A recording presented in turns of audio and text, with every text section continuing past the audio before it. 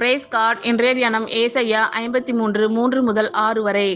அவர் அசட்டை பண்ணப்பட்டவரும் மனுஷரால் புறக்கணிக்கப்பட்டவரும் துக்கம் நிறைந்தவரும் பாடு அனுபவித்தவருமாய் இருந்தார். அவரை விட்டு நம்முடைய முகங்களை மறைத்து கொண்டோம். அவர் அசட்டை பண்ணப்பட்டிருந்தார், அவரை எண்ணாமற் போனோம். மெய்யாகவே அவர் நம்முடைய பாடுகளை ஏற்றுக்கொண்டு நம்முடைய துக்கங்களை சுமந்தார். நாமோ அவர் தேவனால் அடிபட்டு வாதிக்கப்பட்டு சிறுமைப்பட்டவர் என்று எண்ணினோம்.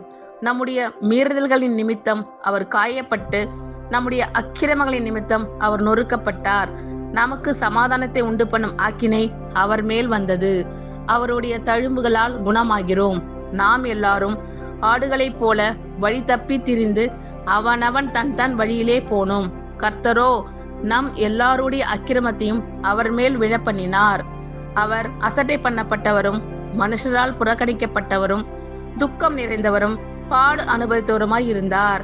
அவரை விட்டு நம்முடைய முகங்களை மறைத்து கொண்டோம்.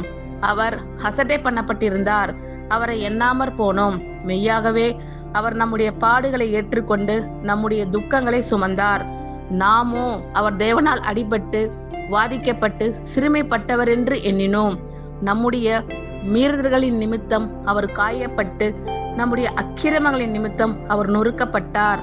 நமக்கு சமாதானத்தை உண்டு பண்ணும் ஆக்கினை அவர் மேல் வந்தது. அவருடைய தழும்புகளால் குணமாகிறோம்.